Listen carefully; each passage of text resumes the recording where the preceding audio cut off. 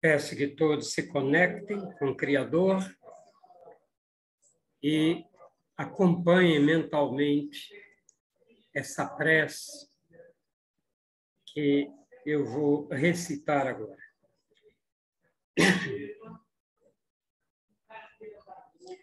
Ó eterno e supremo Criador de todas as coisas existentes no reino universal, cujo poder suplanta todos os poderes, cuja força é a coluna que sustenta o grande e poderoso templo das leis.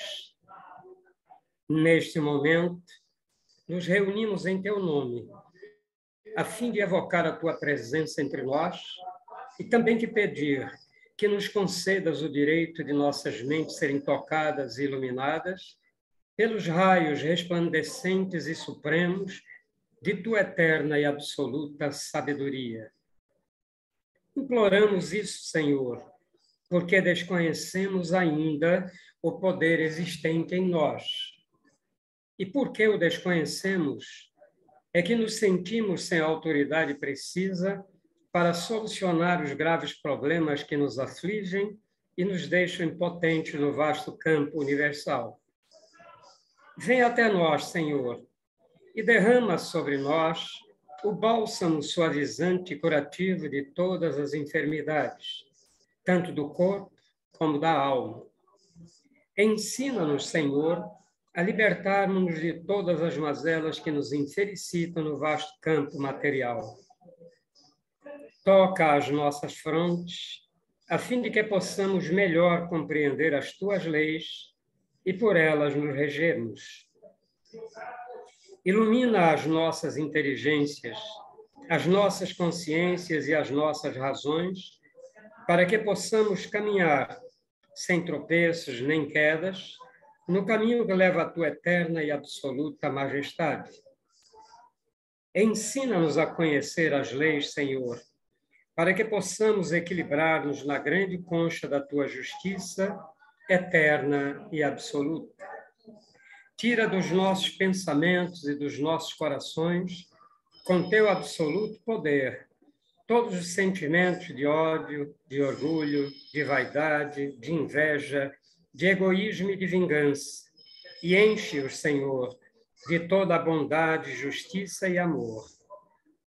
Ó Supremo Criador Universal, vem até nós neste momento em que estamos reunidos em teu santo nome e conduzi-nos, Senhor, pelo verdadeiro caminho do bem, para que, futuramente, as nossas almas, buriladas pelas leis, escoimadas pelos direitos morais, possam atingir, através da longa jornada das encarnações, ao teu reino de paz, de harmonia, de amor, de verdade e de justiça.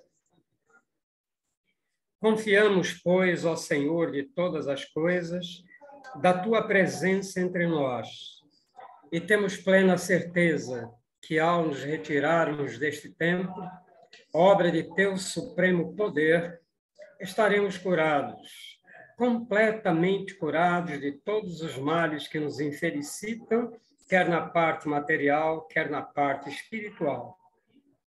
E como confiamos na tua presença entre nós, Senhor, a ti agradecemos com os corações limpos e os pensamentos puros a graça que nos concedestes. Pedimos, pois, mais uma vez a ti, ó Senhor, que nos conduzas ao teu soberano reino de sabedoria, de força e de amor, onde impera a sublime e eterna perfeição. Que assim seja, meus irmãos. E sendo assim, em nome do grande arquiteto do universo, Deus Todo-Poderoso, damos por abertos os trabalhos virtuais da Loja Exotérica Cebedista do Trevo Sagrado, subordinado ao culto secreto da Ordem Maçônica do Grande Círculo Branco, invocando neste momento a presença de nosso venerando Mestre Shebna e de todos os demais hierarcas que conduzem a nossa ordem, da diretoria espiritual, astral do nosso Trevo Sagrado e de nossos guias, protetores, trabalhadores de todos os presentes, para que deem cobertura aos nossos trabalhos. E assim, em nome do grande arquiteto do universo, os nossos trabalhos estão abertos também no plano material. Passo a palavra agora para o nosso irmão Jailson, que vai hoje fazer a análise da mensagem número 36 para todos nós. Boa noite, meus irmãos. Salve o meu querido irmão presidente e toda a família aí do Trevo Sagrado. Eu gostaria de pedir a você, meu irmão presidente, que Jussara pudesse fazer a leitura da mensagem. Pois não. Depois a gente faz uma análise aí, parágrafo por parágrafo, ok? Eu estou aqui só no quarto, para evitar microfonia no telefone. Jussara, por favor.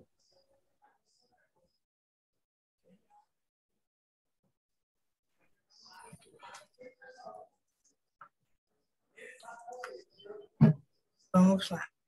Mensagem 36, de 1º de maio de 48.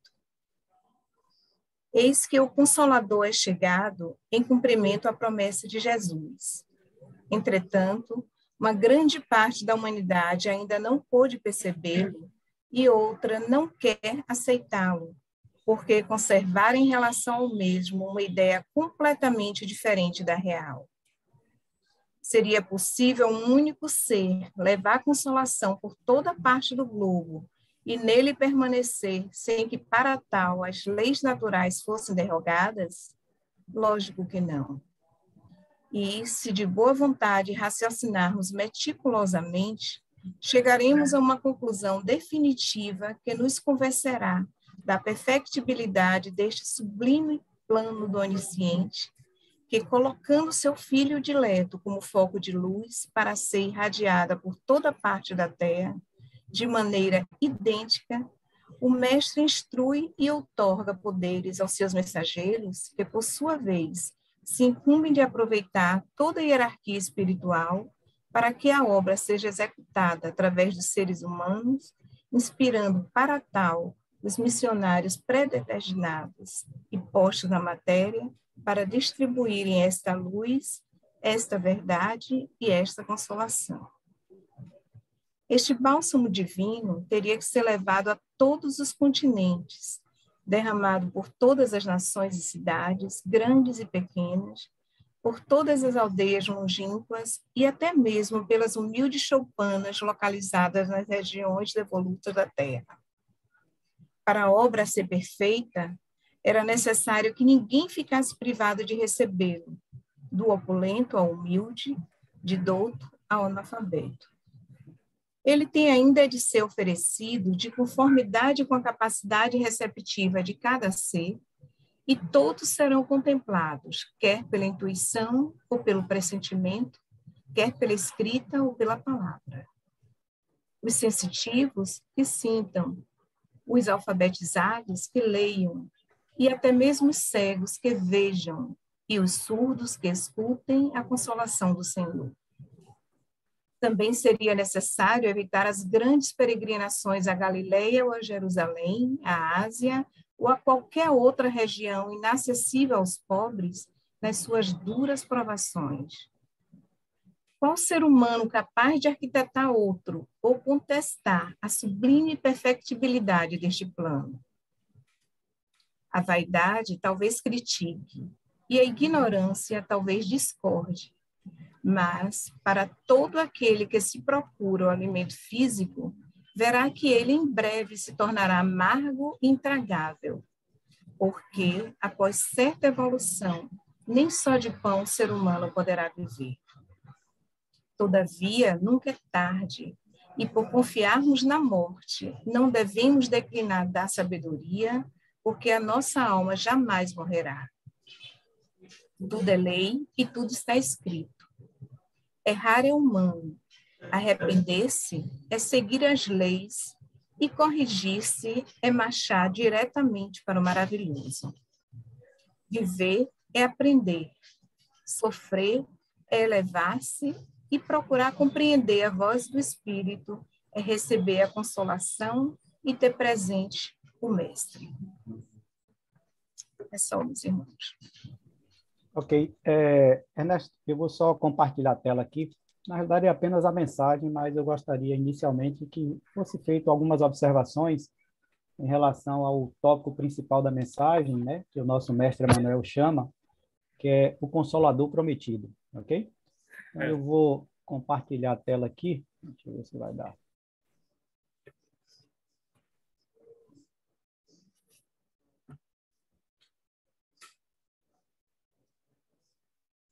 Grifão, eu estou como... Você está como co-anfitrião. Oi? A universitária Embaixo já você... está aí, diga a ela que pode entrar para lhe ajudar. Ok, já está aí. Okay. Está feito aí. Falta de prática, ok? Bom, todos estão... A tela já está compartilhada? Tá. Ok. Nós temos, então, aí só a capa do nosso livro, né? Verdades que foram ocultadas, tá certo? Do nosso irmão Pedra Roxa. E nós temos hoje aí a mensagem número 36, que começa exatamente falando aí que eis o Consolador, que o Consolador é chegado em cumprimento à promessa de Jesus. Entretanto, uma grande parte da humanidade ainda não pode percebê-lo, e a outra não quer aceitá-lo, porque conservam em relação ao mesmo uma ideia completamente diferente da real. E aí, no segundo parágrafo, o nosso querido irmão Pedro Rocha coloca que seria possível ao único ser levar consolação por toda a parte do globo e nele permanecer, sem que, para tal, as leis naturais fossem derrogadas. E aí é dito que, lógico que não. Inicialmente, por que Jesus, o nosso mestre Emanuel?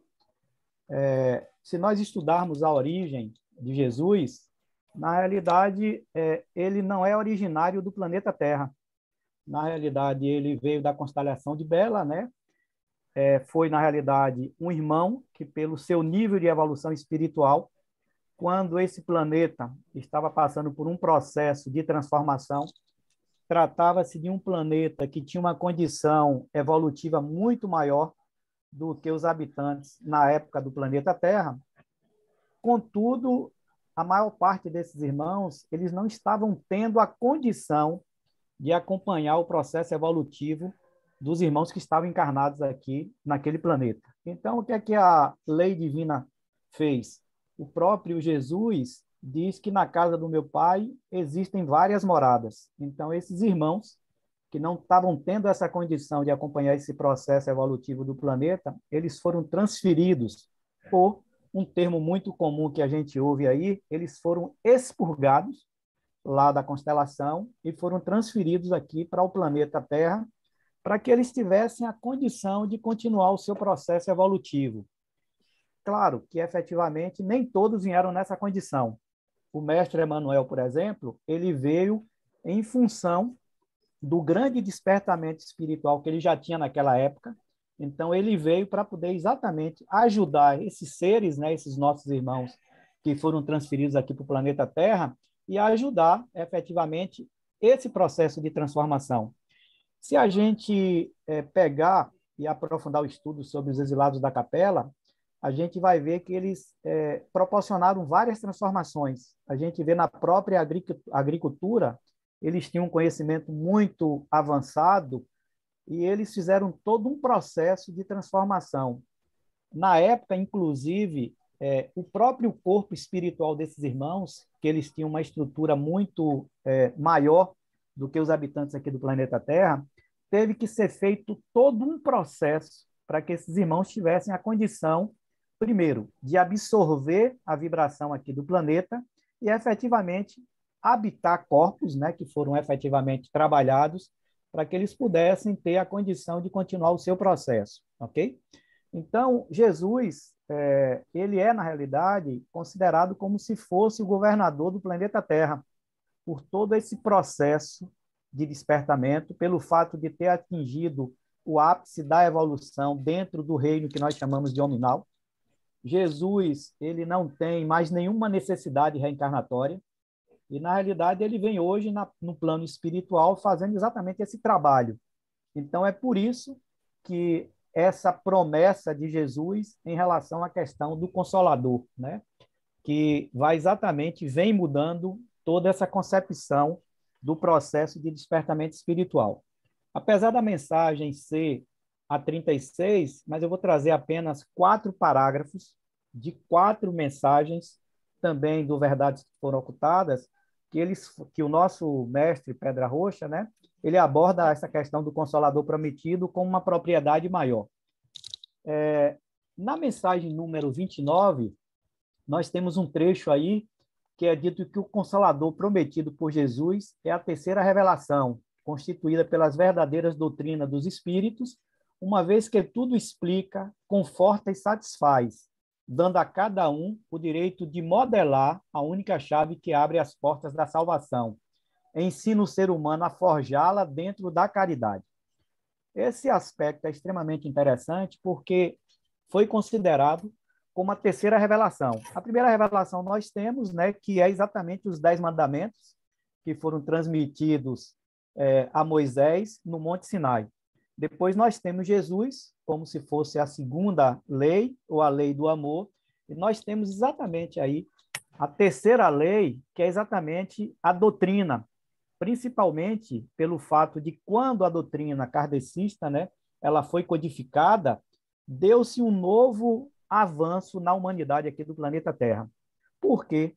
Porque até então a gente ainda era muito limitado nessa questão, principalmente da certeza de quando a gente desencarnava, a vida ela continuava ainda no plano espiritual. Então, o trabalho que foi desenvolvido pela espiritualidade, especialmente, né, utilizando o nosso irmão Allan Kardec, ele deu exatamente todo um novo direcionamento na humanidade que estava encarnada aqui no planeta Terra. Por quê? Porque através desse trabalho teve-se a possibilidade de se provar que a vida existia mesmo depois de morto, né? Mesmo depois de desencarnado. Então, vários trabalhos ocorreram, principalmente em várias manifestações mediúnicas de irmãos que haviam desencarnado e se deixavam fotografar, tá certo? A fotoquilha é exatamente um desses processos, para poder mostrar que, mesmo desencarnado, ele ainda continuava vivo, agora em uma condição de dualidade, porque existia ali apenas a alma ligada-se ao espírito, não existia mais o processo de trindade. Por quê? Porque não se tinha mais o corpo físico. Então, foram vários fenômenos que foram ocorridos nessa época que começou a se codificar a doutrina, a processos como mesas girantes, por exemplo, para se mostrar e se comprovar de que existia uma interferência, existia uma intervenção divina. Então, esse processo exatamente que foi prometido pelo Mestre Jesus, pelo Mestre Emanuel, seria exatamente essa terceira revelação.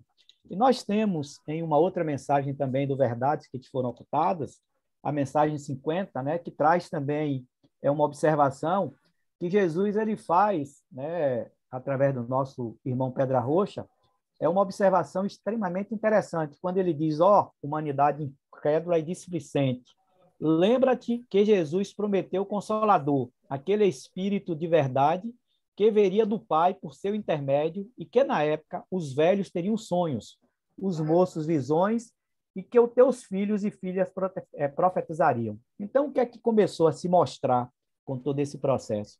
Que, através da mediunidade, era possível, por exemplo, uma criança receber uma orientação espiritual. Nós sabemos que dentro do próprio processo reencarnatório, né, a própria espiritualidade ela coloca a questão dos ciclos, que esses ciclos ocorrem na nossa vida até a cada 7 anos. E a espiritualidade diz que quando a alma ela reencarna em um corpo de uma criança, até 7 anos, o seu ciclo, o seu processo, a sua encarnação ainda não está totalmente definidas. Então, nós temos vários exemplos de várias crianças, por exemplo, se a gente pegar os nossos filhos, às vezes é comum ele estar conversando com um coleguinha. O que seria exatamente isso? É um contato da criança, pelo fato de estar ainda presa a um corpo físico, com uma idade ainda pequena, ter a condição de interagir com o mundo espiritual, com um amiguinho que nada mais é do que uma alma que está desencarnada, que está interagindo com ele ali naquele plano. Então, ele ainda não tem essa consciência totalmente formada. Então, para ele é um processo extremamente comum. Então, é por isso que quando na mensagem 29, na mensagem 50, o nosso mestre Pedra Roxa, né, ele faz essa observação, é exatamente para que a gente não se torne incrédulo, para que a gente não deixe de dar credibilidade àquelas orientações que são efetivamente passadas pela parte espiritual. Se, como adulto, muitas e muitas vezes a gente acaba, digamos assim, desacreditando no próprio processo mediúnico que nós temos, na própria sensibilidade espiritual que nós temos.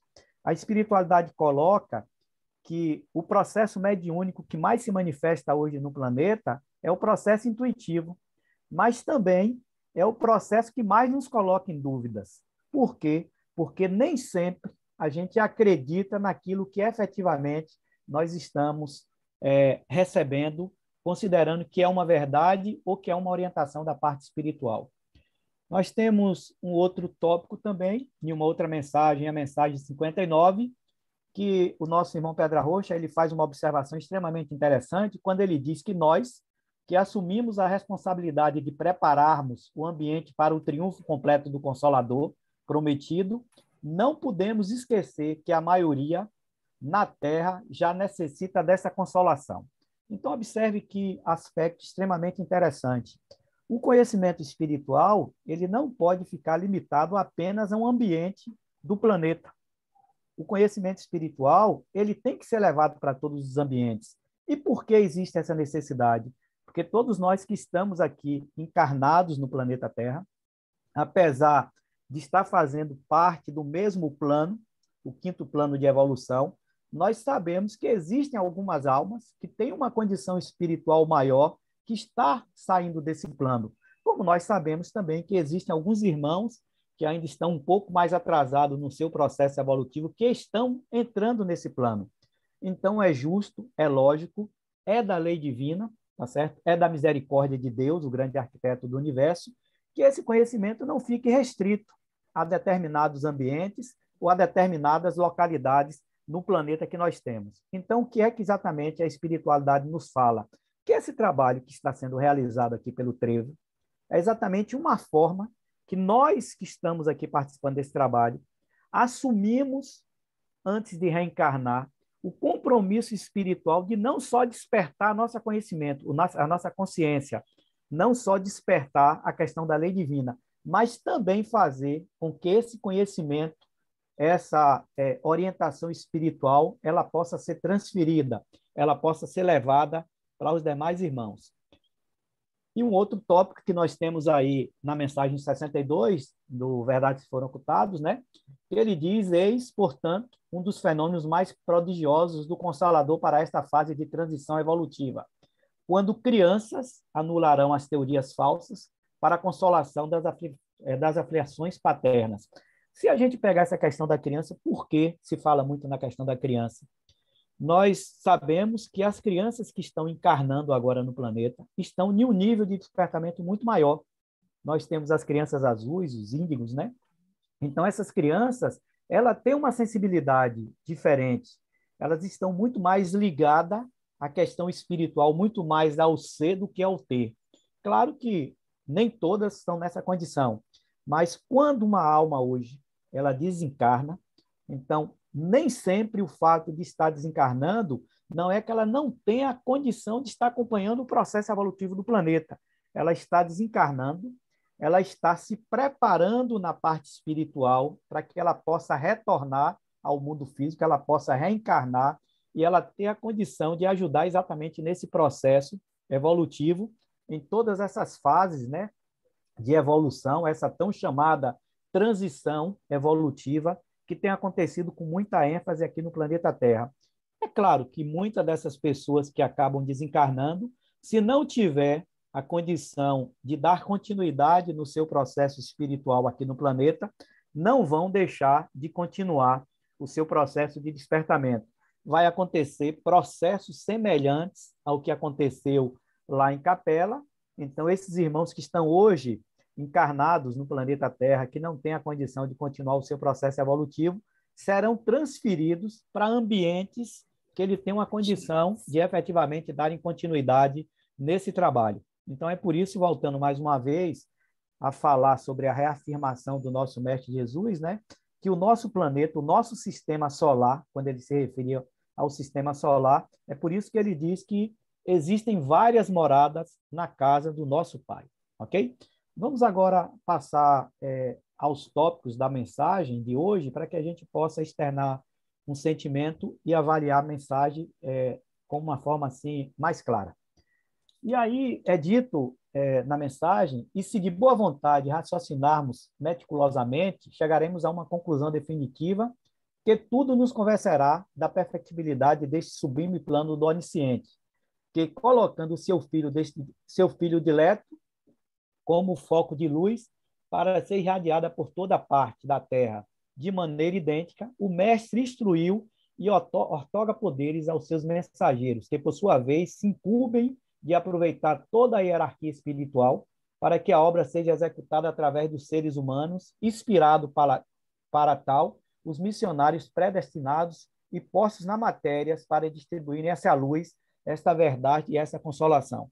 O sentimento que eu tenho em relação a esse tópico da mensagem, que aí o nosso mestre Emmanuel não estava se referindo apenas aos seus discípulos, ou aos 12 discípulos, né, que acompanhavam ele naquele processo de levar o conhecimento para o ambiente na época que ele estava encarnado.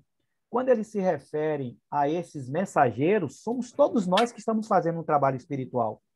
Nós temos vários avatares que estão encarnados no planeta Terra e que têm levado esse conhecimento com muita propriedade. Se a gente verificar nessa questão dos médios, principalmente nos últimos tempos, a gente pode citar, por exemplo, o nosso irmão Chico Xavier, que teve uma vida, quando encarnada, totalmente voltada para levar o despertamento e o conhecimento espiritual.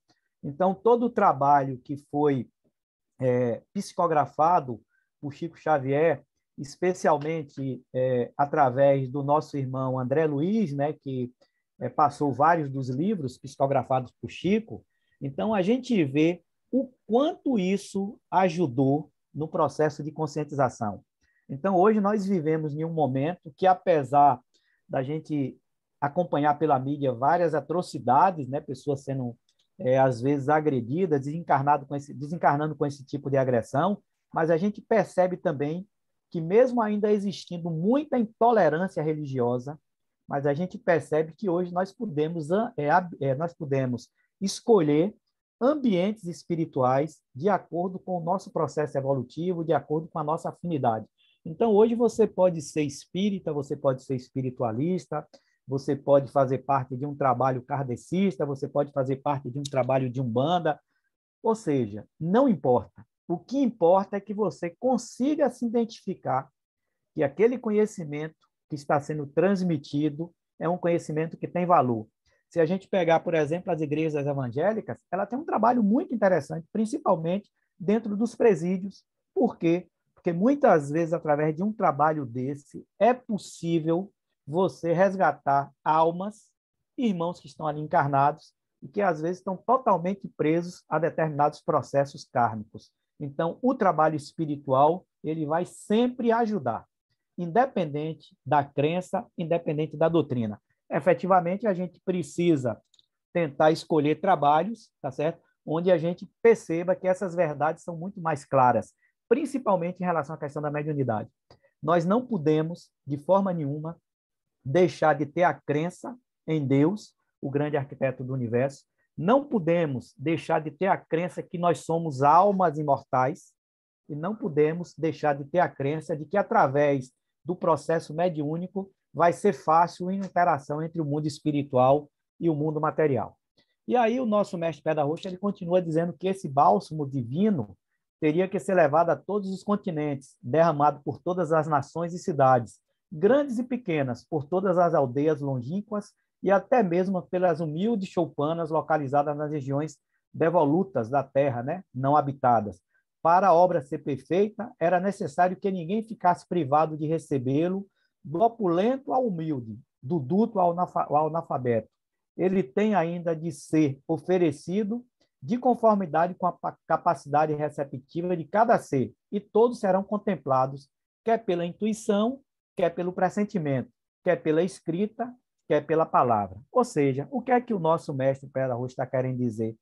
Que esse conhecimento faz parte de uma programação espiritual, que esse Consolador, tão anunciado pelo nosso mestre Jesus, faz parte de uma programação de Deus, faz parte de uma programação do Pai. Então, seria injusto se efetivamente aqueles ambientes que têm grande dificuldade da gente chegar não tivesse esse conhecimento espiritual. Então, muitas vezes, a espiritualidade vai usar através do pressentimento ou através da intuição para que aquele irmão possa ser despertado. Vai usar através da escrita ou através da palavra para que esse irmão possa tomar consciência de que ele está passando por um processo de transformação e por um processo de evolução espiritual.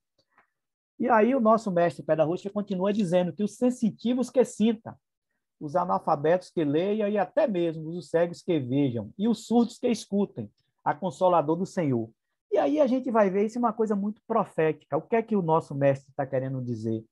Como é que alguém que não tem a capacidade da escrita tem a condição de ler?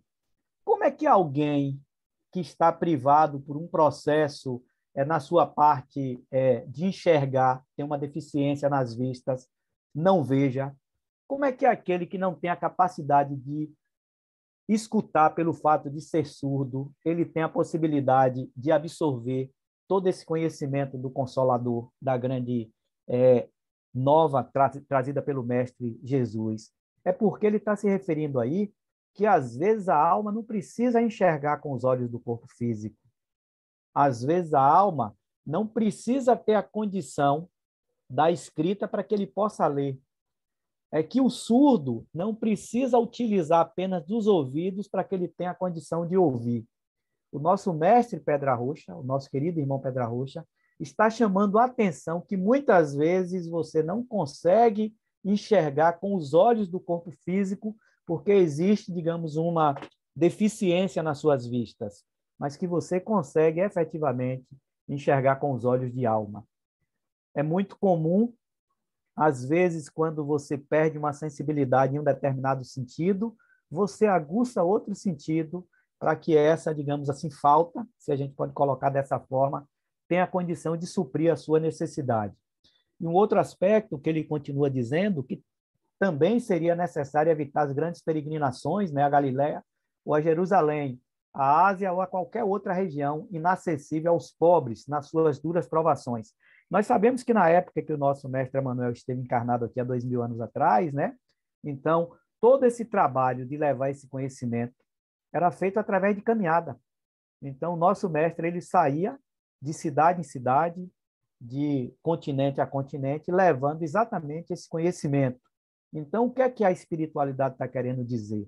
Que em função de toda a evolução que nós conseguimos chegar, hoje é possível, através de um trabalho como esse, por exemplo, que está sendo realizado aqui, essa live, ela ser transmitida para uma outra pessoa que está fora, digamos aqui, do Brasil, que está em um outro ambiente. Então, ele vai ter toda a condição de receber, através de todo esse trabalho espiritual que vem sendo feito, através da mídia, através dos meios de comunicação, ele ter acesso a essas informações, quer seja através de um trabalho que ele consiga visualizar, que ele consiga entender, ou até mesmo através de um simples rádio que ele consiga ouvir. Então, todo esse conhecimento ele vai ser efetivamente levado para todos os ambientes. E aí ele coloca ainda qual ser humano capaz de arquitetar outro ou contestar a sublime perfectibilidade deste plano. A gente volta de novo a o que é colocado a respeito do nosso Mestre Jesus, não é que seja o Filho de Deus, não é que esteja sentado à direita do Pai. Jesus é um irmão igual a todos nós, com uma diferença. Não tem mais a necessidade de estar aqui encarnado, não tem mais o corpo físico, está agora na condição de alma, tá certo? Mas que tem uma diferença muito grande em relação a gente, em função do seu nível evolutivo, em função do seu nível de despertamento espiritual. Está dentro do processo da busca do conhecimento muito mais na frente do que a gente. Mas, observe, todos nós teremos a mesma condição, teremos a mesma capacidade de despertar tudo aquilo que o nosso Mestre Jesus despertou. talvez a gente não tenha perante a lei divina o compromisso de fazer uma obra semelhante à dele, mas o conhecimento, chegar no ápice da perfeição, como ele chegou aqui quando encarnado no reino nominal, né? No plano que nós estamos encarnados, todos nós teremos essa condição.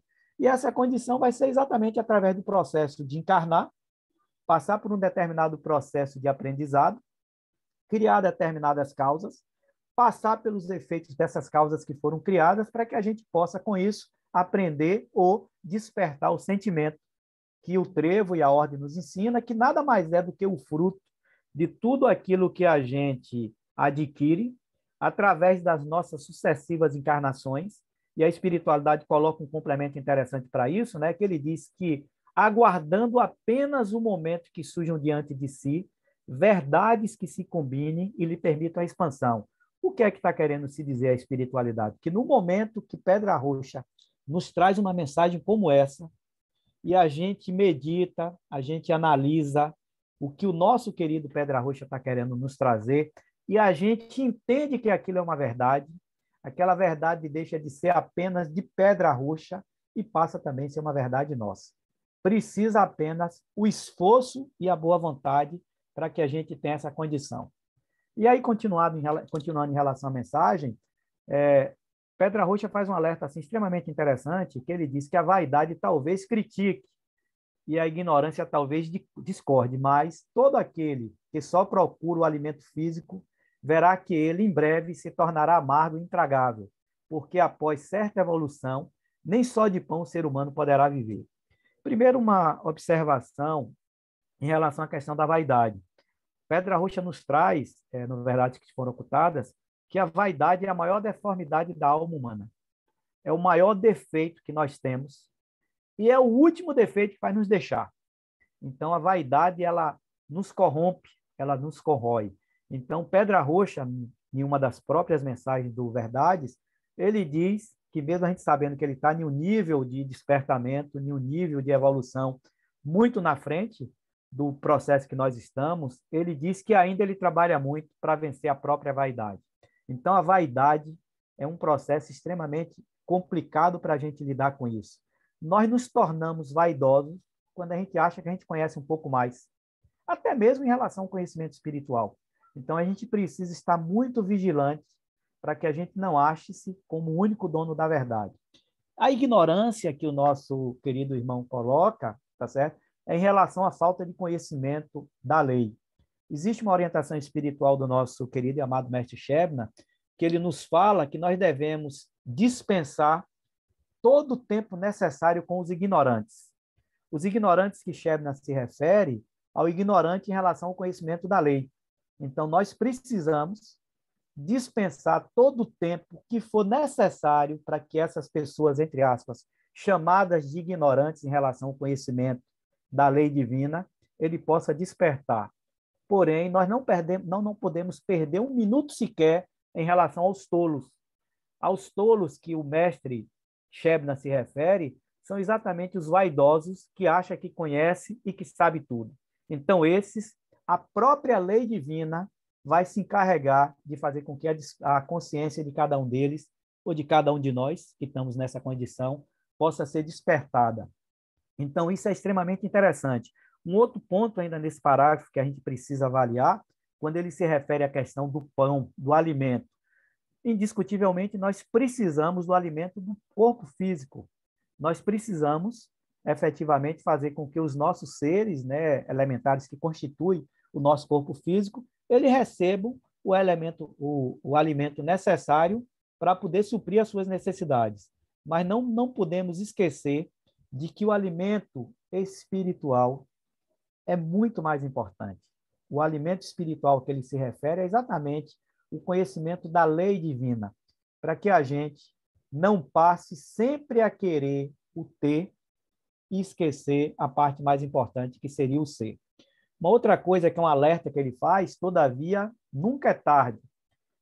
E por confiarmos na morte, não devemos declinar da sabedoria, porque a nossa alma jamais morrerá. É exatamente aquilo que eu havia comentado sobre o que nós chamamos, dentro do movimento maçônico, né, a questão dos landmarks, que é a crença em Deus como o grande arquiteto do universo, a crença na imortalidade da alma. Nós precisamos ter essa consciência de que nós somos almas que estamos, neste momento, ocupando um corpo físico para o nosso processo evolutivo, mas que nós somos imortais, que o que vai mudar é apenas no momento do nosso desencarne, uma transição do plano físico, do plano material, para o plano espiritual. Por que essa observação? Porque o espírito, a nossa centelha divina, ela é formada de uma energia inteligente, uma energia que não tem nenhum tipo de necessidade. Essa energia é exatamente igual a Deus, é exatamente igual ao Pai, é exatamente igual ao grande arquiteto do universo. A alma não, a alma é formada de matéria, não é formada de energia. É uma matéria que a gente chama aqui no trevo de quintessenciada, porque é uma matéria mais sutil, é uma matéria mais leve, que está passando por um processo de evolução, e nós temos o corpo físico, que também é formado de matéria, porém uma matéria mais grosseira. Então, mesmo a gente, almas, sendo constituídos de matéria, mesmo que a gente morra, os elementos vão continuar integrados e a gente vai continuar a nossa jornada evolutiva no nosso plano espiritual, que na realidade o plano real da alma é o mundo espiritual.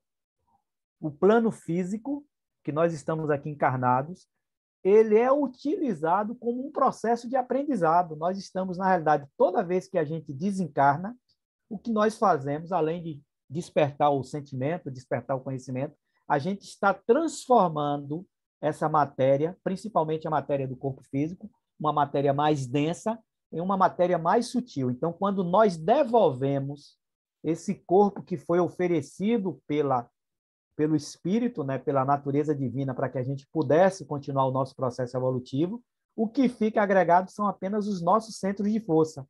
Os elementos que constituem o nosso corpo físico retornam, ficam gravitando na natureza, e aí a gente devolve em um nível de evolução um pouco maior. Mesmo a gente achando que às vezes a gente desencarna com um corpo, digamos assim, perfeito, e volta em uma outra existência com um corpo que tem algumas limitações. Observe, a necessidade não é do corpo, a necessidade é da alma passar por aquele processo de aprendizado. Então, às vezes, quando a gente vê um irmão nosso que ele tem, digamos assim, algum problema na ordem física, não vamos imaginar, tá certo? Que pelo fato de ter aquela limitação na parte física, a alma que está habitando aquele corpo esteja preso a um processo de evolução. Não, às vezes a alma em si, ela está passando ali por um processo de aprendizado, ela está passando por uma experiência em função de um processo que criou, e todo processo que se cria, existe a necessidade de passar pelo efeito correspondente. Ok, meus irmãos? E aí, para a gente ir aos 2 últimos parágrafos da nossa mensagem de hoje, é dito que tudo é lei e tudo está escrito. E aí o nosso mestre nos fala que errar é humano, arrepender-se é seguir as leis e corrigir é marchar diretamente para o maravilhoso. Sem querer fazer nenhuma observação em relação principalmente ao cristianismo, né? A gente tinha uma concepção assim um pouco equivocada, que a gente achava que todo erro que a gente cometia, a gente ia lá, fazia uma penitência, pedia perdão pelos nossos pecados e a gente se corrigia por aquele processo equivocado. E o que é que Pedra Roxa está dizendo? Que é normal que tudo o que foi dado pela parte espiritual está divulgado em todas as partes, em todos os 4 cantos do planeta que nós habitamos, tá certo? Que a gente passar por um processo de erro é humano, a gente cometer causas equivocadas é humano, a gente faz parte do nosso processo de crescimento. Arrepender-se é a gente seguir a lei. Porém, se a gente se corrigir em relação àqueles defeitos, aquelas falhas, né, a gente está sempre marchando diretamente para o maravilhoso, que é exatamente o que a espiritualidade nos convida. E para encerrar, meus irmãos, viver é aprender, sofrer é elevar-se e procurar compreender a voz do Espírito, é receber a consolação e ter presente o Mestre. A que Mestre o nosso irmão Pedra Roxa está se referindo? Não só o mestre dos mestres, ao nosso mestre Emanuel, mas todos aqueles mestres, todos aqueles irmãos, Shebna, Pedra Roxa, tantos outros irmãos que tem, digamos assim, feito um trabalho de divulgação de todo esse conhecimento espiritual. Então, é isso que ele está fazendo com que a gente possa observar, independente do processo que nós estamos vivendo, nós temos um irmão, nós temos um guia espiritual que está ligado ao nosso processo e tem uma visão um pouco diferente da nossa. Por quê? Porque conhece o nosso processo reencarnatório. Irmão presidente, eu me desculpe, eu não anotei aqui o horário, quero saber como é que está, se já finalizou, se tem algum tempo ainda, só para eu não extrapolar o horário permitido. Só já está extrapolado, só conclua o último slide para que a gente possa encerrar essa parte.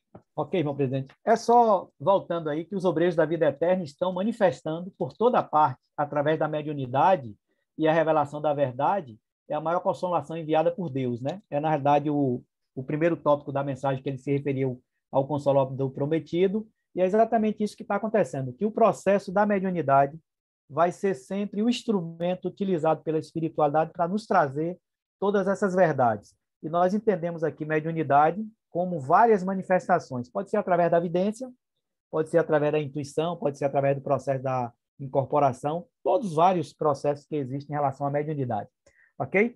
Meus irmãos, irmão presente, muito grato a você aí pela oportunidade de trazer um pouco daquilo que eu sinto em relação a essa mensagem.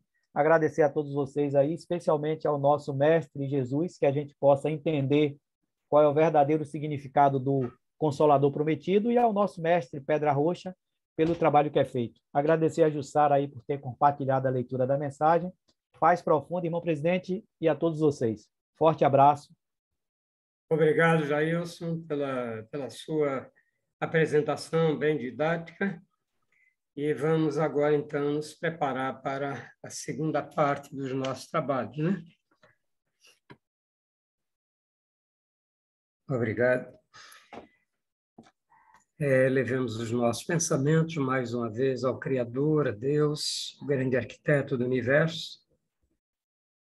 E vamos juntos agradecer-lhe por esta reunião realizada hoje, 16 de fevereiro de 2022, possa atingir todos os objetivos que nós solicitamos. Nós te agradecemos, ó Senhor, Criador e Dominador de todas as coisas, por ter desatendido ao nosso chamado e derramado sobre nós o teu bálsamo suavizante e curativo de todas as enfermidades. Enchestes o nosso ser de teu santo poder e de tua eterna sabedoria. Conservai-a em nós, Senhor, e sempre nos façais dignos dela até o dia de nossa eterna perfeição. Que assim seja. E assim, em nome do grande arquiteto do universo, Deus Todo-Poderoso, está encerrada a sessão virtual da loja exotérica cebedista do Trevo Sagrado, subordinada ao culto secreto da Ordem Maçônica do Grande Círculo Branco, agradecendo a nosso venerando mestre Shebna e demais hierarcas da nossa ordem, agradecendo também a diretoria espiritual, astral e material do Trevo Sagrado, e agradecendo profundamente a todos os guias, protetores, trabalhadores de todos os presentes nesta reunião, que deram e continuarão dando cobertura, amparo e proteção aos seus tutelados. E assim, em nome de Deus, damos então por suspensos os nossos trabalhos até a próxima sexta-feira, se assim Deus o permitir.